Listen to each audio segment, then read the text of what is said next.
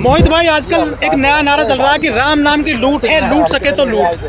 अयोध्या में जो जमीन का घोटाला हुआ है, किस तरह से देखते हैं आप उसको, घोटाले को? देखिए, ये देश के अंदर तमाम राम भक्तों की आस्थाओं के साथ में खिलवाड़ भारतीय जनता पार्टी कर रही है और भारतीय जनता पार्टी के नेता अभी तक इस पे चुप हैं, जबकि प्रधानमंत्री मोदी जी को इस पे बोलना चाहिए। प्रधानमंत्री मोदी जी अभी तक चुप हैं और प्रधानमंत्री जी के मोदी जी के व्यक्तित्व का पूरे देश को इंतजार है कि प्रधानमंत्री मोदी जी कब राम मंदिर को लेकर बोलेंगे। वो प्रधानमंत्री मोदी जो 24 घंटे ट्विटर से लेकर सोशल मीडिया से लेकर तमाम प्लेटफॉर्म पर एक्टिव रहते हैं, वो अभी तक चुप हैं और पूरा देश इंतजार कर रहा है उनके राम मंदिर को लेकर व्यक्तित्व को। बोल के करेंगे क्या? देखिए, बोल के कुछ नहीं करेंगे मोदी जी, क्योंकि मोदी जी के बोलने का कोई फ़ायदा भी नहीं है। ये भी बात आपने बिल्कुल सही कही, क्योंकि 15 लाख की बात कही तो वो आज तक नहीं आए हैं, 2 करोड़ रोजगार की बात कही तो वो भी आज तक नहीं आए हैं, 100 स्मार्ट सिटी की बात करते थे वो भी आज तक नहीं बनी है। तो भाई मोदी जी के बोलने से भी कोई फ़र्क नहीं पड़ेगा। बिल्कुल मैं एग्री हूँ आपकी बात से, बिल्कुल जी। तो पहले से लगते रहे हैं कि 1400 करोड़ का घोटाला बीएचपी कर दी पहले ही। देखिए, मैं आपको एक बात बता दूँ, अगर आज आप बात यूपी की करते हैं ना, तो मैं आपको बता दूँ कि यूपी के अंदर आप क्राइम रेट को लेकर, लिटरेसी रेट को लेकर, एजुकेशन रेट को लेकर आप कहीं भी बात कर लीजिए, यूपी सबसे पीछे है। जहां पर ये वेस्ट बंगाल में जाकर उत्तर प्रदेश के माननीय मुख्यमंत्री जी श्री योगी आदित्यनाथ जी उत्तर प्रदेश छोड़कर, जिसको ये उत्तम प्रदेश बनाने की बात करते थे, अगर उत्तर प्रदेश पे ध्यान देते तो आज उत्तर प्रदेश की जगह उत्तम प्रदेश बन जाता। लेकिन ये उत्तर प्रदेश को छोड़कर पहुँचते हैं जनाब पश्चिम बंगाल, और पश्चिम बंगाल में जाकर कहते हैं कि पश्चिम बंगाल के अंदर का हिंदू खतरे में है और पश्चिम बंगाल को सोनार बंगाल बनाया जाएगा।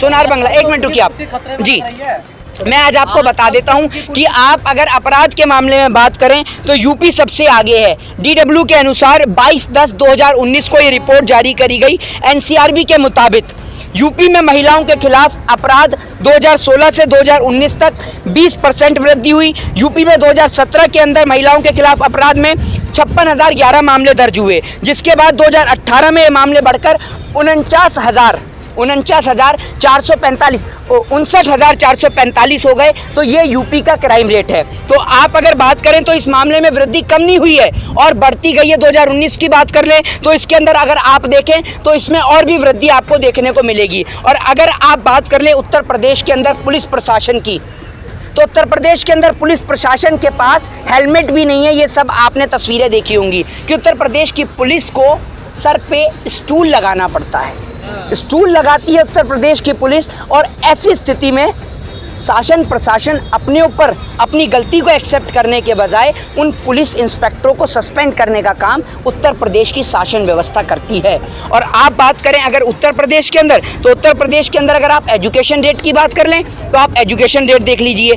अगर आप बात करें यूपी के एजुकेशन रेट की, तो यूपी के अंदर का जो एजुकेशन रेट है वो है 69.72%, जिसके अंदर 79.2% जो है वो मेल हैं और उसके बाद 59.26% फीमेल पढ़े लिखे हैं। और जहाँ का आप बता रहे थे हिंदू खतरे में है, वहाँ का आप एजुकेशन रेट जान लीजिए, वहाँ का एजुकेशन रेट है 77.08%। तो भाई आप डिसाइड करिए कि हिंदू खतरे में है या नहीं है।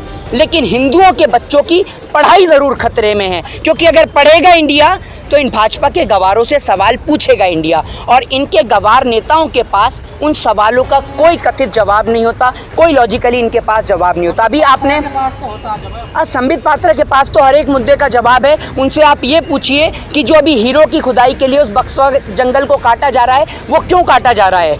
हीरे आप एक और देश के किसान को दुहाई देते हैं पॉपुलेशन और पॉल्यूशन के लिए, कि अगर किसान जो है वो पराली जलाएगा तो उसके धुएं से यहाँ पर दिल्ली में पॉल्यूशन होगा। लेकिन आपके जंगल काटने से जो आप हीरे की खुदाई कर रहे हैं, उससे जो प्रकृति को नुकसान पहुँच रहा है, उसका जिम्मेदार कौन है? जो इतने सारे पशु पक्षी हैं जो बेघर हो जाएंगे, कितने वहाँ पर जो आदिवासी लोग रहते हैं जो कथित जंगल पे अपनी पूरी तरीके से निर्भर हैं, उन लोगों का क्या होगा? लेकिन आप देख लीजिए भारतीय जनता पार्टी जो है वो इन मुद्दों के ऊपर कभी बात नहीं करती। आपने कहा कि उत्तर प्रदेश नहीं जी, उत्तर प्रदेश तो हो गया, 2 करोड़ की जमीन 18 करोड़ में मिल गई है जी, इससे ज़्यादा क्या?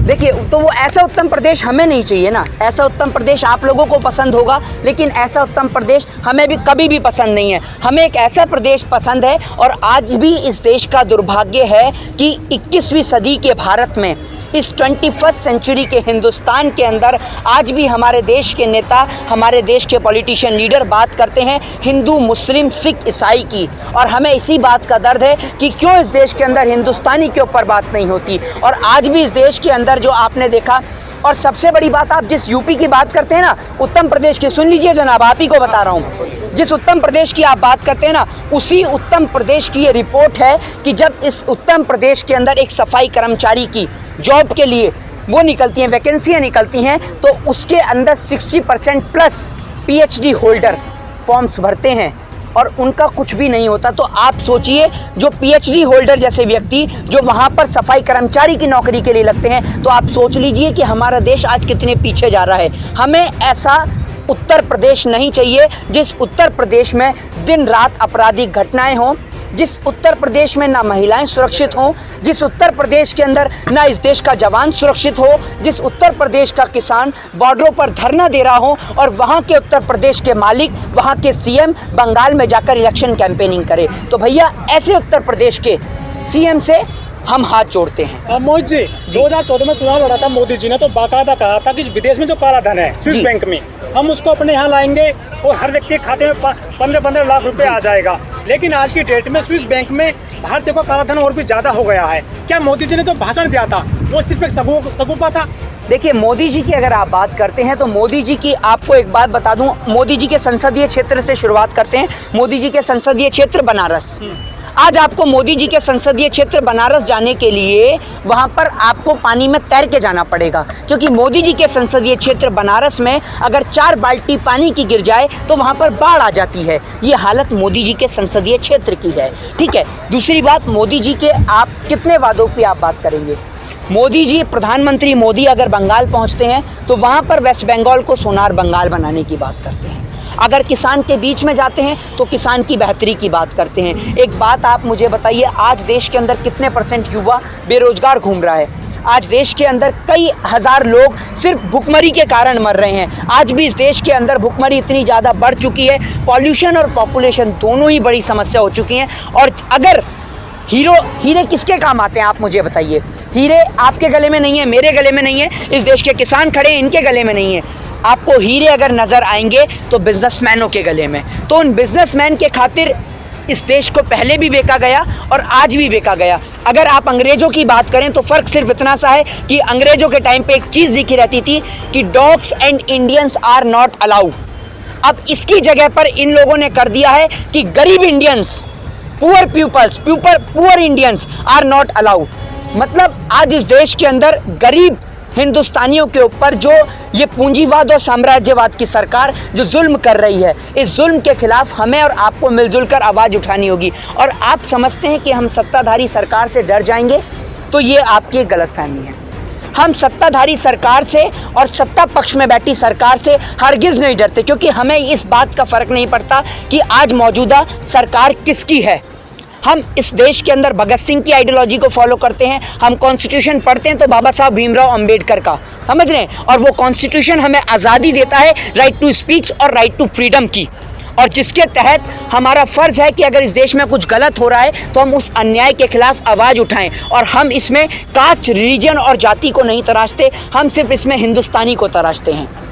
तमाम आंकड़ों की आप बात करें जी, इतनी जो वोटिंग लगे हुए हैं वर्षों से, जो होना पाया 4 साल में कर दिखाया, आपको क्या लगता है ये सही है? हाँ बिल्कुल, मैंने इस बात से कब मना करा आपकी? मैं इस बात से पूर्ण रूप से सहमत हूँ कि जो काम वर्षों से नहीं हो पाया वो योगी सरकार ने कर दिखाया। बिल्कुल, अगर आप पिछली सरकारों को देखें तो क्राइम रेट इतना नहीं था, लेकिन योगी सरकार ने कर दिखाया।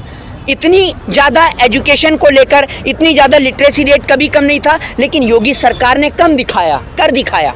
राम मंदिर का घोटाला कभी नहीं होया, लेकिन योगी सरकार ने कर दिखाया। बहन बेटियों के साथ अपराध और बलात्कार जैसी घटनाएं कभी नहीं हुई उत्तर प्रदेश में इतनी, जो योगी सरकार के राज में योगी सरकार ने कर दिखाया। तो हम इस बात से एग्री हैं कि योगी सरकार ने जो कभी नहीं हुआ वो करके दिखाया। इन चीज़ों का समाधान कैसे निकलेगा ये भी तो बताइए। इन चीज़ों का समाधान सिर्फ यही है कि इस देश के अंदर आपको और हमें एक ऐसे लीडर को नहीं चुनना जो बात करे कास्ट एंड रिलीजन की, जो इस बात को छोड़कर कि सरहद पे देश का जवान शहीद है, देश का किसान बॉर्डरों पर बैठा हुआ है, लेकिन वो बात करते हैं हिंदू और मुस्लिम की। अभी भी आपने देखा कि जम्मू कश्मीर के अंदर किस तरीके से हमारे देश के जवान सरहद पे लगातार शहीद हो रहे हैं, तो उसको लेके सरकार बात ही नहीं कर रही है। चाहिए जो कास्ट की बात ना करें। जी, भारत में तो मुस्लिम कोई ऐसा नेता नहीं। देखिए ऐसा नहीं है कि भारत में मुश्किल है, ढूंढने से तो भगवान भी मिल सकते हैं, लेकिन आपकी नीयत साफ होनी चाहिए। आज तक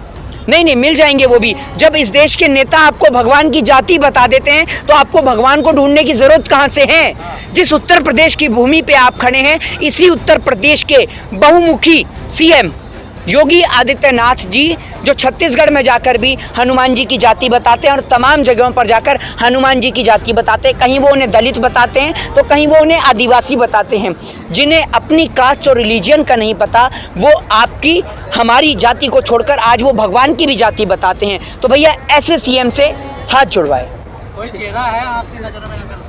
देखिए, चेहरा तो इस देश की जनता चुनने वाली है और जनता के हाथ में एक ही डेमोक्रेसी में एक ही अधिकार है और वो है वोट का अधिकार। और वोट के माध्यम से अगर इस देश की जनता एक चाय बेचने वाले को प्रधानमंत्री बना सकती है, तो इस देश की जनता परिवर्तन भी कर सकती है और परिवर्तन इस संसार का नियम है। आखिरी सवाल, वोट जी। वोट तो जो पड़ता है जाति पर पड़ता है, ये भी सच्चाई है? देखिए, ऐसा ज़रूरी नहीं है। वेस्ट बंगाल में अगर वोट पड़ा तो जाति के नाम पे नहीं पड़ा।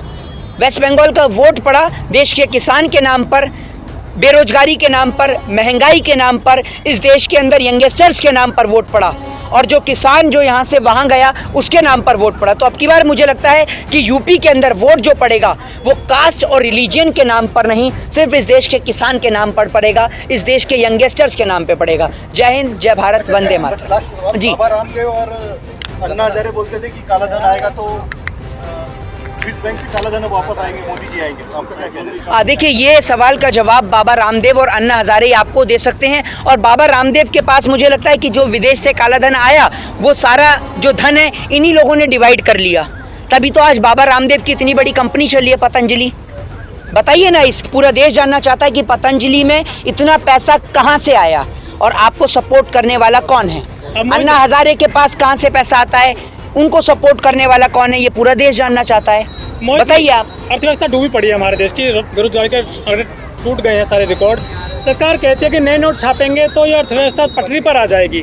कितना सही मानते हैं नए नोट छापने को आप? देखिए, सरकार की अगर आप बात करें तो सरकार ने तो ये भी कहा था कि जो नोटबंदी है उससे आतंकवाद की कमर टूटेगी, और आप देखते हैं कि आतंकवादी की ऐसे कमर टूटी कि अब आतंकवाद जो है वो गलियों में भी नजर आने लग गए हैं। अभी वो डीएसपी देविंदर सिंह कभी पकड़ा जाता है तो कभी जम्मू कश्मीर के अंदर कोई दुर्घटना घटित हो जाती है। तो भाई, आतंकवाद की कमर टूटी चाहे नहीं टूटी, लेकिन इस देश की इकोनॉमी की कमर पूर्ण रूप से टूट चुकी है। और आप इकोनॉमी पे अटके हुए, पूरे देश की कमर टूट चुकी है। तो अगर इस टूटती कमर को दोबारा से स्ट्रेट करना है, इसको दोबारा से खड़ा करना है, तो आपको इस देश के अंदर से ऐसे नेताओं को भगाना होगा जो कास्ट और रिलीजन की बात करते हैं। जय हिंद, जय भारत, वंदे मातरम।